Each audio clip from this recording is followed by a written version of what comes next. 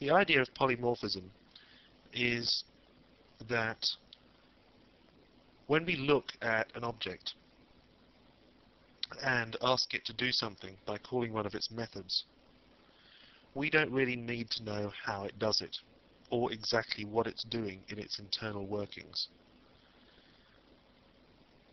We need to know how it works when we're writing the class and defining the methods, but we don't need to know, as programmers making use of the object, exactly how this happens. For instance, we could have two separate objects created from different classes with methods that have the same name, which will do similar things but with a difference depending on the kind of object that we call the method from. However, the principle of polymorphism is that we don't need to specify anything different when we ask that object to do whatever it is we want to do. Let's look at a concrete example. If we add a method here to the cat class, and we're going to call it make noise, and all this function will do is to make a cat noise. Now, let's say we go back here and strip away some of this extraneous data, and we're going to take out these three reports, and all we're going to do is we're going to ask Tiddles to make noise by calling the make noise method, and then we're going to ask Moggy, the panther, also to make a noise. Let's save that, and we'll have a look at what happens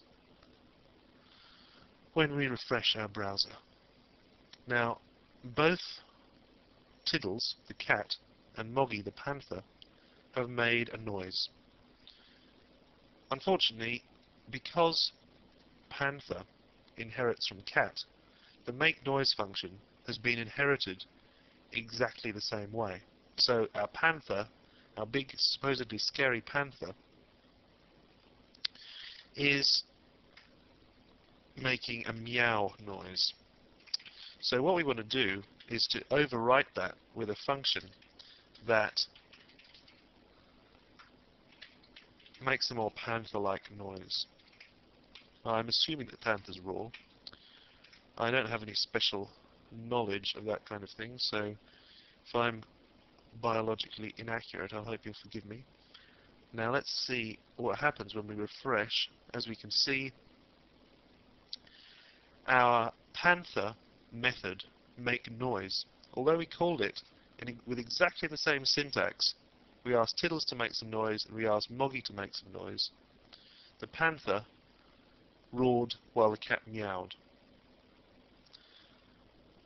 The reason why this is an important concept in object-oriented programming is that it allows the object to take control of the way it works, so that